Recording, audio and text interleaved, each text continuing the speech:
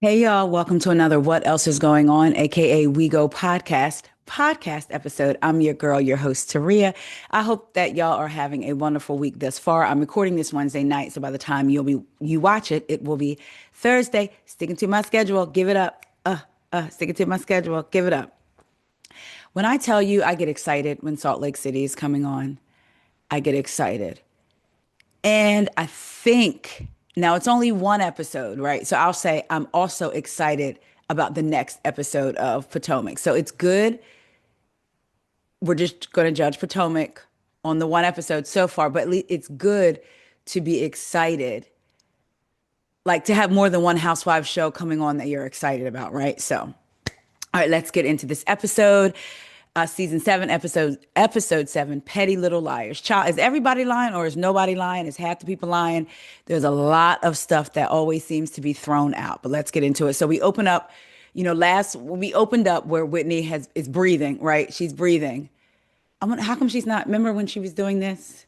Remember, those of y'all that are listening, you should be watching on YouTube, WEIGO podcast, so you could see. Y'all remember what's her name? Whitney was doing this? Uh-huh. So Whitney's breathing. She ain't gonna let Lisa get to her. She gonna let Lisa cool off after her, like basically tucker herself out. Then she goes back to the table. So child, Lisa and Angie are start going at it, right? They're going at it. And now I didn't do word for word everything they were going at, but an overview. Child, they get to talk. Lisa's upset. She says that Angie compared her to Jen Shaw. I have to go back to you also did the same thing to Bronwyn because Bronwyn lied over a necklace. Let's be clear, neither one of y'all are Jen Shaw, but if anybody was closer to the comparison, again, neither one of y'all are closer. Bronwyn lied about a necklace, you being sued. I'm just saying, even if, one case is currently still active, is Lisa a Jen Shaw? I don't believe so, but I'm just saying you were so hurt and so offended, but you did the same thing to Bronwyn, which for me makes it hard to feel for Lisa. Everything that she accuses these women of doing, she has done as well, right? Quite a few of them have done it. But that really pisses her off with Angie. So they're going back and forth. Lisa is telling Angie, look, you keep saying you own 10 salons. There are franchises, you only own one and a half. Angie is like, what are you talking about? I think she said three, and I forget how many she said are franchise. So they're going back and forth. Child. Angie says, you're supposed to be a friend. You're out trying to get a Caratis sponsor that I've been, like partnered with for 20 years. And I'm carrying your son's Fresh Wolf luxury men's line, and it ain't even selling. It should be on the D list. Bitch. Lisa was so upset that that set Lisa off. So then the people are like, wait a minute, let's not talk about the kids. Now, mind you, she's not talking about the kids. She's talking about the kids, luxury men's. Is it a hairline? I don't know, whatever kind of line it is. It's for your hair, your skin, whatever. Heather steps in finally and says, look, luxury grooming. That's what it is. So she steps in and says, look, I believe you unfairly targeted Lisa and talked about the camping trip because you weren't there to defend yourself, right? Also, you're going low. This isn't nice either. Angie, you've gone low. Also talking about Fresh Wolf. Lisa, I'm not friends with you because of the lawsuits or the tequila. Angie, I'm not friends with you because of the franchises. Oh, because what was funny when they were going back and forth, Angie says, you do French fries. To Lisa, you do French fries. I do franchises. We know that Lisa has a Wendy's sponsorship. So I thought that was funny. Mary said, didn't know what she said. And when Heather explained it, Mary said, oh, that was a good one. So, and I'm going to say it again later, but it's nice to see Heather and Mary in the space that they're in. So Heather is like, look, both of y'all have gone low. It is not necessary. Lisa, when you are on someone's side, you feel invincible. But when you're feeling attacked, you feel vulnerable. So Lisa says, look, I can be honest, vulnerable moment. I'm vulnerable too. I was raised very differently than you guys. And that's another thing I was going to say, I'm sorry. I'm not sorry. That irritates me with Lisa. It's always, I'm so different. Lisa is an anomaly. Lisa is an anomaly. When in fact, you're not. You all were raised differently. Look at Mary, raised around a bunch of white folks, but nobody looked like her. You don't think she could say, I'm raised differently than you guys. That's why I do X, Y, and Z. You know what I'm saying? Heather was raised differently than Lisa. Meredith was raised differently than Heather. So, but you don't know these things unless you have real conversations. So she says, I was raised differently, but she ends up apologizing to Angie. She said, I love you. And, it hurts worse when it comes from somebody that you really love. Angie says the sentiments are the same. They seem to move forward. They cry. They love each other. Lisa says, Heather, I'm the biggest champion. I'm your biggest champion because, but whatever. I'm your biggest champion. I really love you. You're extremely honest with me when you need to be. And then she says, you're only as good as the people you're around. And if you guys aren't thriving, then that's not good. Then she says, I want everyone to thrive. It's from my heart. Y'all know I don't say things I don't mean. Ciao. So Bronwyn was kind of like, mm. So then Bronwyn is like, look. Oh, so Lisa says, Bronwyn, I see you, whether you believe it or not. I see things in you. Even if I say I don't like you, I see things in you. We just have our own stuff to work out. Bronwyn said, just like I've hurt you, I'm sorry that I've hurt you. You've hurt me too. And when you can acknowledge that, then there's space to move forward. So everybody, so Lisa does a cheers and they all cheers, right? So we think they're all good. Angie didn't talk about the fresh wolf. They didn't got into it. They didn't cry. Evidently, they hugged. We find out about that later because we didn't see that. But everybody ended off on it. We're going to move forward. Conversations need to be had. Next up, we see Meredith with Seth and her oldest daughter, Chloe. She wants to expand the space she's in her boutique. So she wants to add a jewelry part in the front and a caviar lounge in the back since her caviar seems to be doing really well. Mary and Heather, it was nice to see them laughing and joking. And, they get to talking about Lisa's lunch. Heather said, I think Heather was a little bit tips or drunk. She took Mary's tequila and somebody else's tequila. Mary said, I don't even like tequila. It tastes like medicine, like hospital. And then, of course, they flash back to Mary, who looks really different. I'm glad that we're seeing a natural Mary. Like, I don't know. I think Mary's so beautiful, and I'm just glad that we're seeing Mary. But anyway, so they laughing about that. I thought that was cute. Whitney and Justin, they're at Whitney's and Justin's house. He putting up the stripper pole. The producers let us hear the conversation before we see it. And they're like, oh, but it made it seem like it was sexual. But he's putting the stripper pole up. They flash back to the first season. Wendy on that pole. Not Wendy. Whitney on that pole. I said, come on, Whitney. What I loved, even though I was never a big fan of Heather, I loved seeing how excited Heather was cheering her on. They're cousins. Remember, that's all we heard. We're cousins. We're cousins. So yeah, they were talking about that. And she says she remembers when the gossip was in the school pickup line. Oh, Whitney has a stripper pole, and that was the gossip. And now it's more so about her business. She believes that the business failing was a wake up call from God, that she needs to center herself and get back to the things she loves, which I guess is swinging around the pole. I don't know. I'm kidding, but I know what she means. Like, she tried to venture into the entrepreneurship, and maybe that's just not her. Entrepreneurship is not for everybody. And I think people need to understand that I like this conversation that I'm seeing about 9 to 5s being okay. There's a lady on TikTok, beautiful, lives in a gorgeous house, and she's a general manager or something at McDonald's, and she loves it. She said, I love my 401k. I love my stability, knowing what I'm gonna have. I make good money.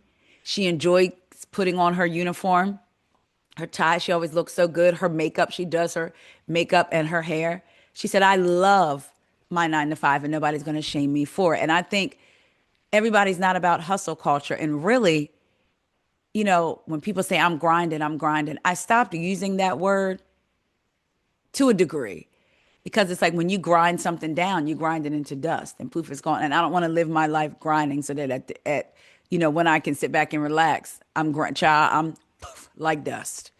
You know what I mean? And again, I do use the word, but sometimes when I think about it, it doesn't always have to be hustle culture.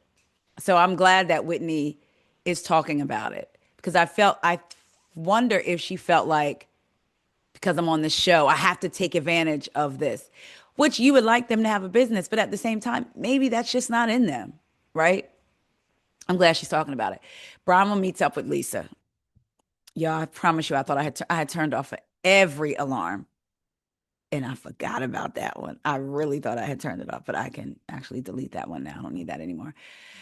So Bronwyn and Lisa meet up.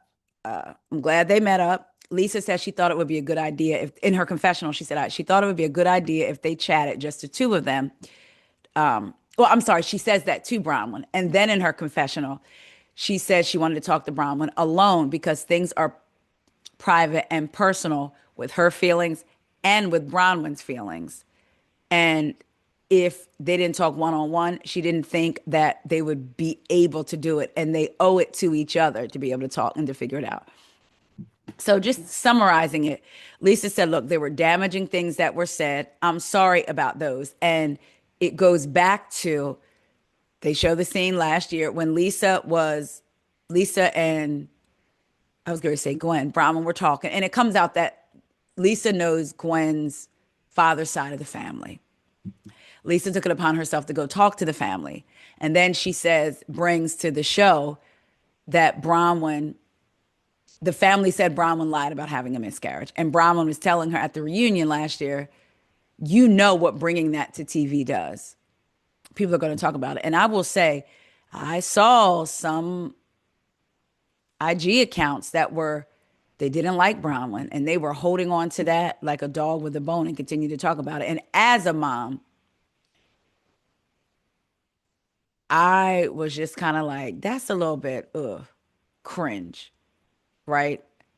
Because so focused on getting at Bronwyn, which you forget she has a daughter that's involved in this that does not know that side of the family, that has not reached out,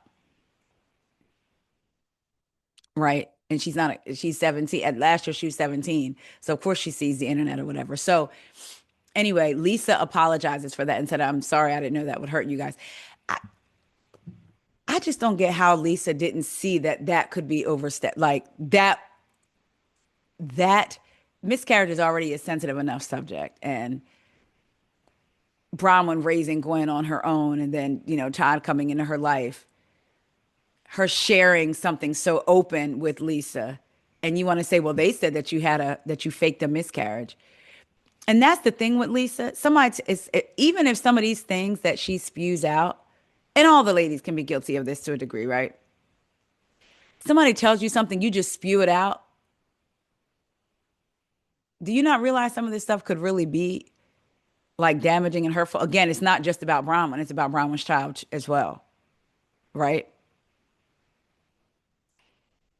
Bronwyn could say, stop talking about my child. The same way Lisa felt like Bronwyn was talking about her child when she talked about the Fresh Wolf line.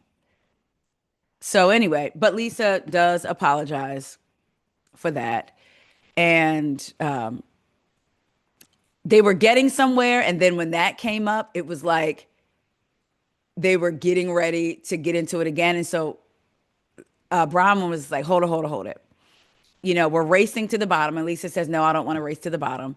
And she's like, Bronwyn says, I don't want to go back because they were starting to bring up stuff that they had already talked about. Because Bronwyn says, look, Lisa brings up how I didn't like when you talked about John. And Bronwyn saying, I was saying John must be stressed. It's different than saying I sucked my husband's dick for clothes. And Bronwyn said, I didn't think that my friend that I told a joke to would bring it up 5 years later and basically spin it a different way. And basically call me a prostitute. Lisa's like, I don't think, or a whore. And Lisa's like, I don't think you're a whore.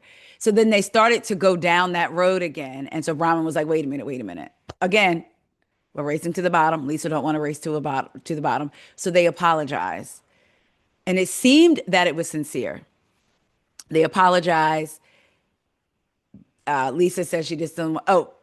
Bronwyn says Todd just can't be talked about. Lisa said John too. Great, off limits. Lisa also brings up her kids can't be talked about. Bronwyn was like, I have not said anything about your kids. Speaking of, how's Jack? Because we know Jack was on a mission. Lisa talks about it. I do forget what she said about Jack. Was he coming home soon, I think? Bronwyn tells Lisa Gwen is still at home. She wanted to know how that was and then how her mom is there. And Lisa's like, oh, you have a full house. So it looks like they moved forward. And I was glad. I really was glad that they got resolved And it seemed like they both were sincere in their apologies. Mary and her cousin Big June is driving to the church. The church was closed for 2 years because it was being renovated. I remember when it was first discovered that it was closed, and the people were saying it's closed because she don't have no money to fund it. Her members don't have the money to fund it. It's closed because of investigations. I saw all kinds of stuff. It was closed for renovations. The person doing the renovations was cousin Big June. Basically, Big June was taking his sweet time. She said he was milking it. It took a year to do the hardwood floors upstairs of the church. Sometimes with family, that's why you some if your time is worth your money, you got to go outside unless you have family that's going to take it like a job, So, but so she was getting it renovated. Mary was inspecting it, and Big June, cousin Big June was like, "You don't miss a trick." So they sit down and they start talking about how Robert Jr. took his first steps at the church.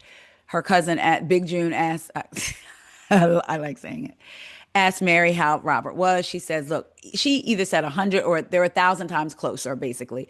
They're closer after everything Robert Jr. has gone through, but that's what makes it worse because Mary can now sense when he's struggling.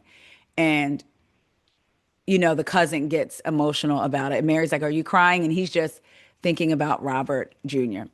Then they start getting into Mary's history even more. So we know that the grandmom, it was her wish for her husband to marry her granddaughter. We know that. Mary was out doing her thing, living her life, because Mary said it'll be good to get back into the church and Robert Jr. back into the church, it being open and everything. And she said, yeah, I think they called her grandma Mama. When Mama called her and said, it's time for you to get saved and get into church. And Mary said, she just said, okay, because remember, Mary was married before Robert Sr. And Mary said, okay. She did what her grandmother said. She did what Mama said and let her. And I wonder if in her grandmom's mind, she was like, okay, I'm not going to get on to her about church too much. She was raised in church. She's out there doing her thing. She'll eventually come back, but then she called her back. Like, did her grandmother do that because she knew she was sick and wanted Mary to take over already? Like already knew that because we know the grandma wanted Mary to take over. But anyway, so um, Mary ended up marrying her step grandfather, and the mother was really upset. And Mary and the cousin talking about again how the mother was really upset about it, how she came to church one Sunday, stood up like she was getting ready to direct a choir, but actually aired out her grievances. Said she was leaving the church. The cops were called, and the mother, from what I got from that conversation, y'all let me know what y'all got. The mother got escorted out. Mary then says, it's full circle now because her mom passed away, y'all. And it seemed like just a little while ago when bloggers and people and everybody, when Mary's mom wanted to talk, everybody and anybody was interviewing her. Well, let me take that back. I won't say that, but people were interviewing her, and I remember these interviews, and they were saying how Mary was in an abusive marriage and Robert Jr. was controlling, and Robert Sr. just wanted money and all these things. I don't know why it just seemed like a couple years ago, but actually it was a while ago. And her mom passed away, and I didn't know her mom had passed. She said she doesn't know how to feel about that, but that chapter is closed. She talks about the lies that her mom spread about her, and they showed the headlines, of the things that Mary's mom and stepfather, I guess, but that was her stepfather, right? That wasn't her biological, I don't think, were saying about her. Then she starts to cry. She said her mom walked out of her life and didn't want to speak to her, was upset with her because Mary got everything. Remember, the mother wanted to marry Mary's step grandfather and not Mary's, and so she could control everything because the cousin said, your mom wanted to control everything. Anyway, Mary's mom passed away. I hope that Mary is talking to someone about this because to be close to your mom growing up, like she said, and then this happens, you feel like you're following your grandmother's wishes. Your mom is upset. Your grandmom's now gone, passed on to glory, hopefully. Your mom's gone, but you never got to rectify that situation with your mom. She said, when her mom died, it became a hurtful reality. She starts crying, then leave it to Mary. She was like, I'm sorry, I have to use this. I don't know what it is. It's something Louis V. It looked like a mask to me. I don't know what it is, but I hope Mary gets the healing and everything that is closure the right word that she needs from this. Angie and Heather at Angie's shop. Child, Angie let her cosmetology license lapse. She's got to take the test lapse. So she's got to take the test again. So she's using perm rollers on Heather's hair. She tells Heather, she said, let me tell you what happened the other day. After Lisa's dismissal lunch and everybody kissed and made up, Lisa, she said, a pretty young girl comes into the shop. They thought she had an appointment. And she goes, no, Lisa sent me to pick up the Fresh Wolf products. Angie said she had to go to her storage room. They were covered in dust, and she gave them to her. And the assistant said, Lisa has also Venmoed you $600.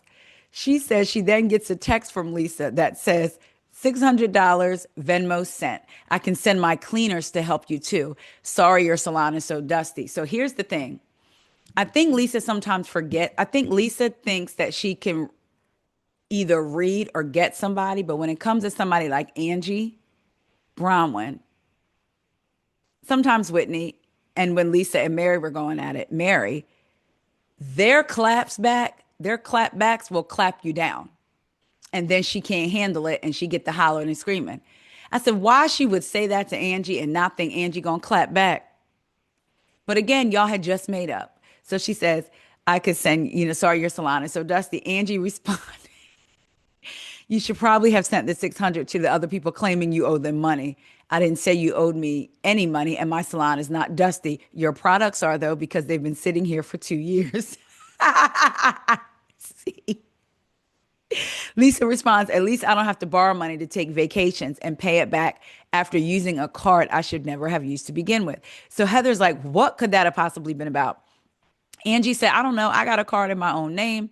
She said, so she stopped responding. And then she says, I thought we left out on a great note. Then she starts talking about her beautiful, shiny hair that's dyed bowling ball black. Heather didn't like that Angie said that and said, see, Angie, you're going low.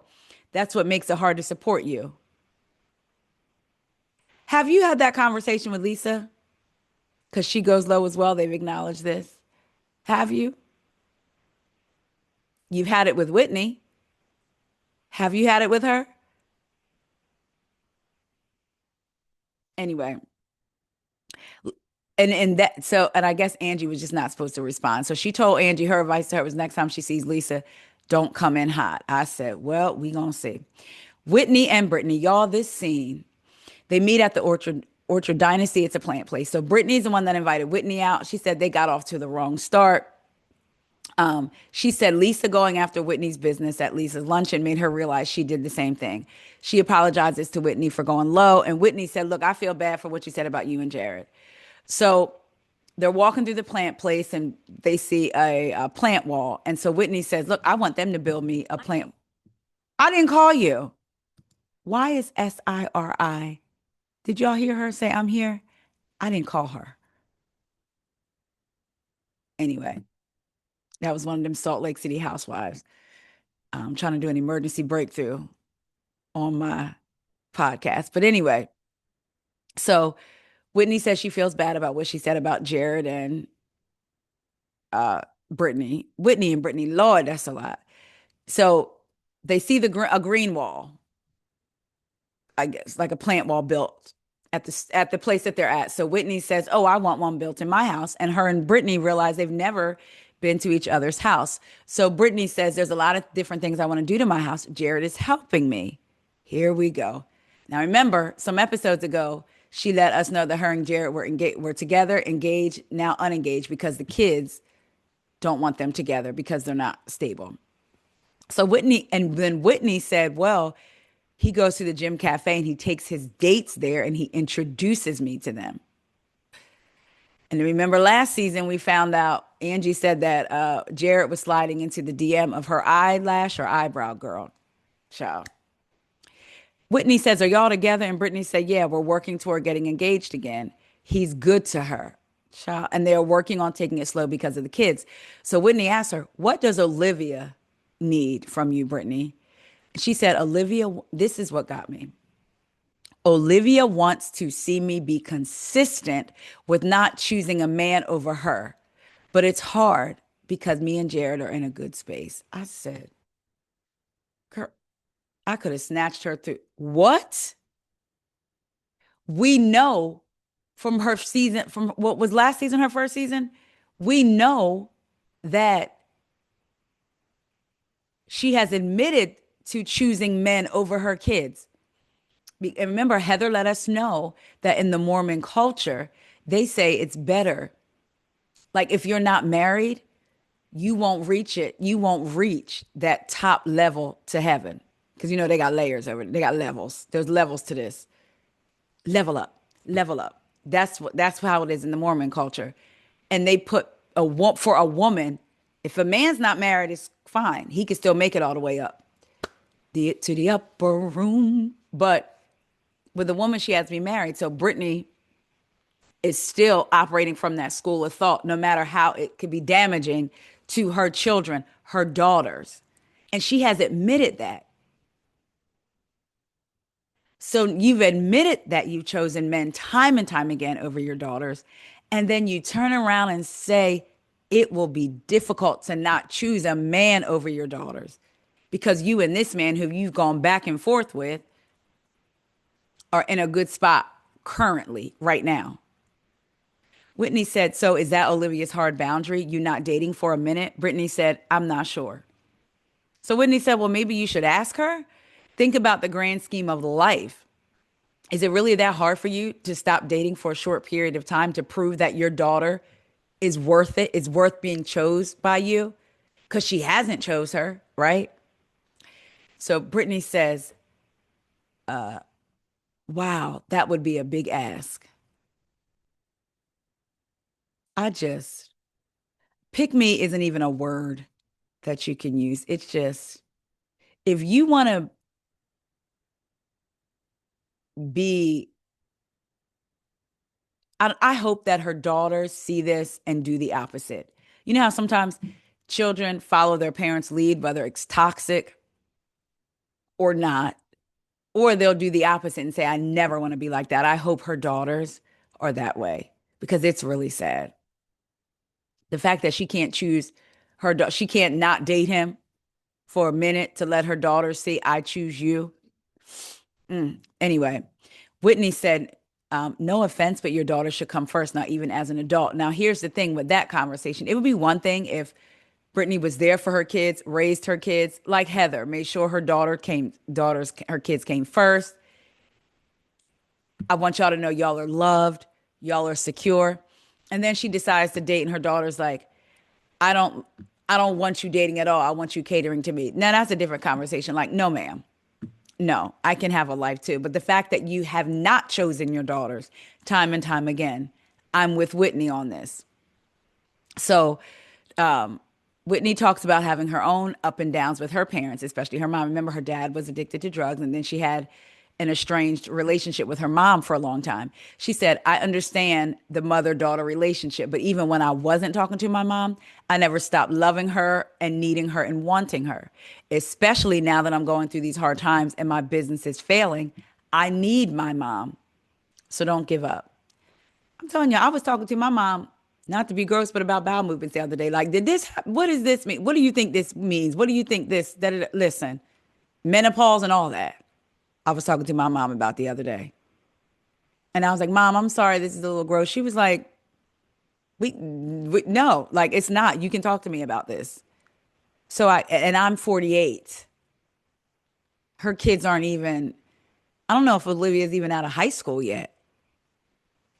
So that just made me sick.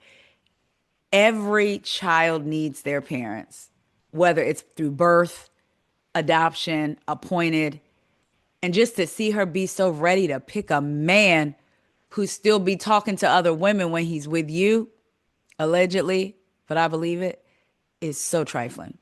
So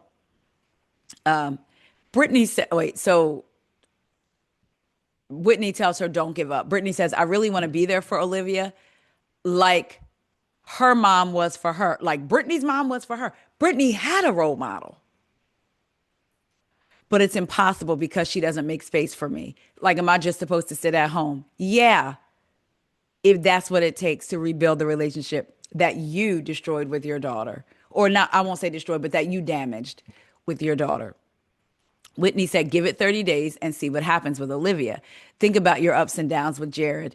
And with your dating life, it's been messy. You could actually use a break. And if that's what Olivia needs to see from you, that's it. It should be a no-brainer. And I'm with Whitney. Also, see if Jared, if you really are just convenience for Jared because he knows he can have you. Jared, we need to not, I really want to focus on my kids for a little bit. See if he's willing to not date. Can he go with not dating you? Or, I mean, with not dating anyone? Because it seems like when y'all are off, he jumps right into whatever else. Anyway, so this whole time, Brittany's been like rubbing this cactus. So Whitney takes the cactus out of her hand and puts her hand on her shoulders, almost like she's shaking her, and says, this is literally your daughter. You should feel instinctual, like I'll do anything for her. Child, Brittany almost looks like a robot. Like, yeah, yeah. Whitney said, do you feel that? And Brittany said, yeah. Then Whitney said, standing here with you questioning is making me feel a certain way, like it's your daughter. I was 100% with Whitney on that. Bronwyn and her mom. Listen, I don't want to talk about nobody's mom on Twitter or on the internet or on YouTube, but I'm going to. Gwen and her boyfriend are going out.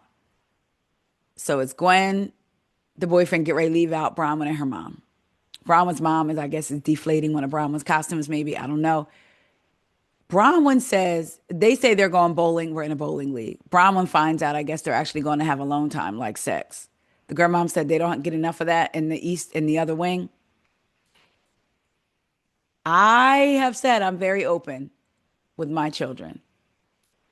And if they came to me and was like, Mom, I'm going to be having sex, whatever. I'm talking about in general. If they feel like they want to have that conversation with me, ask me questions. Hey, what do you think about this, mom? Da, da, da. That's one thing. I'm open to that. I don't need you to tell me like it's a joke. Ha ha, mom, I'm going to go to the bowling alley, but I know that it's code for sex. That I don't need. I don't need you. We don't need to go that deep. Like I don't need specifics, right? But Gwen, Brahma says she'd rather, Gwen be honest. So I would be telling my kids, make sure you remember what protection is. Okay. All right. So they talk about the different parenting styles. Bronwyn says to her mom, imagine if I asked you if my boyfriend could live with me. And her mom was like, nope, because they have a different parenting style. Bronwyn says, look, Gwen, it doesn't bother me because Gwen is being honest with me. And her mom said, yeah, you know why it doesn't bother Gwen? Because it doesn't bother you. Meaning like what Gwen's doing is wrong, but it doesn't bother her that it's wrong because it don't bother you as her mom. What more did you want her to do? I mean, now Gwen is 17, living in the house. You could say, all right, you and your boyfriend ain't coming to have sex here, which apparently they aren't. They're going bowling. Wink, wink. I mean, at some point, your kids are going to make decisions on their own, right? But they're not sneaking out. To each his own. I wanted to wipe her mom's smirk off. Her mom smirked through this whole scene. When I tell you, it irritated me so badly. She said, so Gwen said, I keep calling Bronwyn Gwen. Bronwyn said, I don't want any sneaky stuff. And she said, her mom said, yep, I see the way you're parenting. Just never, and I see that you're open. Great. I just never seen it work. And Bronwyn said, and you think the way you parented me worked? Because it didn't. You didn't want me having sex. Newsflash, I had a baby by myself. The way you parented me didn't stop me from doing it. So broke it all the way down to her. You wanted to make sure I wasn't having sex. You tried to shield me from this, tell me from that, stop me from this, stop me from that. All while not being an open parent to me. And I went out and did it and had a baby that I had to raise, you know. Her mom said, well, I wasn't thinking that you were going to do it because we taught you don't smoke, don't drink, and don't have premarital sex. I would have put my head on a chopping block that you wouldn't have done any of those three. Parents really don't see their children as human beings. Sometimes they see their children as little people. And I have been guilty of that in the past before. Like you forget your children are human. My mother-in-law told me kids are many adults on steroids sometimes. But you look at them as little beings that are just supposed to listen to you because you know what's best. And then I had to remind myself, kids are going to experience life. So do I want them out there drugging and drinking and this and that? And by drug and child, I'm talking about weed. I ain't talking about lines. I ain't talking about pipes. I ain't talking about heroin, the heroin. But I mean, certain things you're like, we know what it could lead to, right? But I also know that kids are humans. They are going to try things. So yeah, you could teach them don't speed. They probably gonna speed. Some. My youngest, if she ever got a speeding ticket, I think I would fall on the floor. My two oldest, they putting the pedal to the metal, child. But but y'all get what I'm saying. You teach your kids, don't do this, don't do that, da da da. But they're human. And Bronwyn's mom is like, she was treating her as if she was supposed to be this perfect little person. So I wouldn't expect you to do any of that. And Brown was like, I'm human, right? And quite honestly, maybe if Bronwyn could have went to her mom and had the conversation at 18 and said, Mom, I really feel like I want to have sex. Maybe her mom could have had a conversation with her and said, well, listen, these are the things that could happen. Are you ready for X, Y, and Z? Maybe that could have changed Bronwyn's mind. Like, you just don't know. But because you're so secretive, she's like, we gonna do it. I'm gonna do it. And that's what happened. I also think, oh, so Bronwyn says, look, I'm not a fan of tough love. Child, I said Gwen, even in my notes, I said Gwen. But Bronwyn said, I'm not a fan of tough love. Her mom said, yeah, and you see how that works. Girl, Bronwyn said, yeah, it didn't work. Again, I had a baby. If Gwen got pregnant and had a baby right now, would I be jazzed? No, but I would handle it very differently from you. So Bronwyn breaks down how her mom basically made her pregnancy miserable. Nobody was allowed to be excited for her. No one could congratulate her. In her confessional, she talked about how she was pregnant at the same time as her two sisters. They all went to Baby Gap. Her mom goes in and says, "Oh, I'm buying something for my granddaughter." And so the cashier says to Bronwyn, "Oh, is she buying something for are you is it for you or something like that?" And she says no. And the saleswoman goes, "Oh, I'm so sorry. I thought you were pregnant. I shouldn't have assumed." And she said, "I am pregnant." And the salesperson was like, "Oh," to the mom, "are you buying something for her?" And she said no. She was only buying, as a grandmother, only buying gifts for her two daughters that were married and not her other daughter that was pregnant. Because um, Brahma did say she was pregnant at the same time as two of her two sisters, right? Two or one. Either way, can you imagine? And as at those for those of y'all that have had children, you know your hormones are doing things that you can't control. So you're sensitive, you're this, you're that. There's just a whole lot of things going on in your body, and now you're being treated like this. As you're watching your sibling who is going through the same emotions and feelings and different things be treated one way, and you're being treated like an outcast because you're pregnant, and the toll that that could take on the baby. When I tell you that grandma, so um, Bronwyn tells her mom, some things you don't get to go back and redo. You couldn't predict whether I was going to go back and have another one. And you made sure that I never had a happy pregnancy and I never did it again. So Bronwyn was pregnant one time and her experience was miserable. She said, that's not my fault, and smiled. Y'all, ooh, I'm not going to. I wanted to snatch the smile. You know what? You and all your perfect parenting, go back to that house and live by yourself. But see, nope, nope, nope, nope. Bronwyn says, you made it miserable. Her mom said, do you know how miserable I was trying to hide it? Because they was concerned about the dad's position in the church because he was embarrassed. I don't understand. Even if initially your child tells you that and you felt that way, you're not looking at your scared child and that melts in your heart. Would it be ideal? I was 19 and I had my daughter at 20, my second year of college. Is it ideal? No. But thank God I had a support system. If my child was a teenage mom, is it ideal? No, but I cannot imagine because here's the thing. Her mom's been a mom. Her mom is a mom, meaning her mom's been pregnant and knows what that entails. And for you to add to that because of what the church might think, oof, let's keep moving. Then her mom, y'all, this about sent me over the edge. I wanted to bite my fingernails.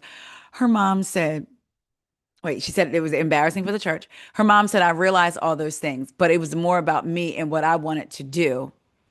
But yet I was the last person considered. So it was about me and dude, I want to keep my child and everything because they didn't want her to keep it. Remember? Didn't they want her to go away, have it, give it up, and give the baby up and come back? And she said, no, I'm keeping my baby. So her mom said, I also felt that there were periods when Bronwyn's daughter Gwen was just dropped off to her. The look on Bronwyn's face, y'all, in that moment, it felt like she had been trying to be respectful to her mom up to that time. And she was like kind of crying and kind of laughing. When her mom said, I look up and Gwen has dropped off to me, yo, it was like Bronwyn's face switched and she was like, see, now listen here, ho, you not my mama in this second. That's what I got from that. Y'all go back and look at the look on Bronwyn's face. It was like, oh, we not get ready to do this. So Bronwyn said, what are you talking about? I was working. Her mom says, what would have happened if I didn't take her? You would have been somewhere else. We didn't want her to go into foster care. Trying to make it seem as if they didn't babysit Bronwyn's baby would have been foster care, making themselves the heroes when y'all wanted her to give the baby up initially because y'all were so embarrassed. Bronwyn said, I would have worked a second job and paid for something. Let's not imply that I was going to let Gwen go to foster care. That's dark. So her mom said, yeah, you never wanted her to be adopted. It was always, I'm keeping her. Bronwyn said, yeah. Listen, I have a lot of grace for the fact that you never been in that situation of raising a child that would do something so different than what you wanted them to. Her mom said, especially your last one. Then she says, to make matters worse, I had tried to give Bronwyn's mom a tiny bit last week. I tried. Whew, I knew I shouldn't have. She says to Bronwyn, you're doing your best. Bronwyn just says, okay. Her mom said, just because I don't say, oh, you're so wonderful, you're so amazing, doesn't mean that I don't think you are. I'm just busy being careful that you don't think you're so wonderful. I said, oh, when a mother is jealous of her daughter, it's the worst. She said she didn't want Bronwyn to think that she was too good. I said, Bronwyn's mom doesn't think that Bronwyn deserves the life she has now, even though that's affording Bronwyn to be able to take care of her and her father. She thinks that Bronwyn should have had to suffer because of her mistake, in quotes. I don't think it's a mistake. Kids aren't mistakes. I don't care. They're not mistakes. She thinks Bronwyn deserved to suffer. Cha, oh. God bless you, Bronwyn. Meredith and Angie. So we're at the last scene. Meredith and Angie meet up at Sunroom Coffee in her confessional. Angie says, Meredith and I are no Laverne and Shirley, but we've been trying to connect with each other. They show a flashback of when they went camping 3 weeks earlier, and Meredith gave Angie a holder for the scroll. Remember last season, Angie had a scroll, so that was funny. So they can move, and Meredith says, so we can move forward. Angie wants to make Meredith aware. Now, this right here was messy. Angie wants to make Meredith aware that Lisa is not the Laverne to her Shirley. So they're asking each other what's going on, how's everything. Meredith tells Angie she's making a small jewelry store in the front of her current clothing store, Caviar Lounge in the back. Meredith then asked Angie what she thought about what happened the other day, like at Lisa's dismissal lunch. Angie lets Meredith know that what happened, how after we left, I thought we were okay, and what Lisa did, sending the assistant to get the stuff and the little exchange they had back and forth. Angie said, if you want it to be on the right foot, you don't go backwards. Meredith said perhaps she needs a little bit of grace because everything does tie back to the kids. And look, we all get very reactive, even at a mention of the kids. Angie says, I don't want to hurt you, but in the past, when you and I weren't in a great place, Lisa was calling me and encouraging me to dig up information about family members and relatives of yours. She was telling me, oh, Google this person. Here's their names. This is how you spell it. There's stuff about bankruptcy and shoplifting, meaning Meredith's family, like her extended family. She wanted, I think, to intimidate, like Basically, Angie used that information to intimidate Meredith to stop coming after her. Angie said, I didn't and I wouldn't because that's not who I am, but obviously it's who Lisa is. Angie said, if Lisa is doing her research on everyone, true or not, and she's keeping it like in her back pocket in case they come for her, she wants to have a bomb. Meredith said, I just don't understand why she would tell somebody I'm not getting along with, and yet I'm getting along with her to dig up information that isn't even true about me or, people close to me and knowing it would be hurtful to me. Her confessional, Meredith said, look, Lisa is loyal. Angie lied about me for 2 years. That's why I'm finding it hard to believe it's even true, but I'll find out. So Meredith says, this is very disturbing. Meredith said, I wouldn't do that to her. Listen, it does seem like Lisa does research on people and believes what she reads. Almost like, well, if the internet said it, it's true. But we don't know this. This is all alleged right now. I would hope that she wouldn't do that when her and Meredith were getting along. But remember, when Lisa went off on Meredith, it was all because she felt like Meredith wasn't standing up enough to marry for Lisa. That's the reason that she went off on Meredith. So it didn't take much. It's not like Meredith did something directly to her. She felt like Meredith didn't have her back with the whole Mary thing. And that's why she went off calling her kinds of whores and her family posers. Remember that. But anyway, Meredith says to Angie, I'm going to have to talk to her about this. Angie said, yeah, I'm okay with it because that's what she said word for word.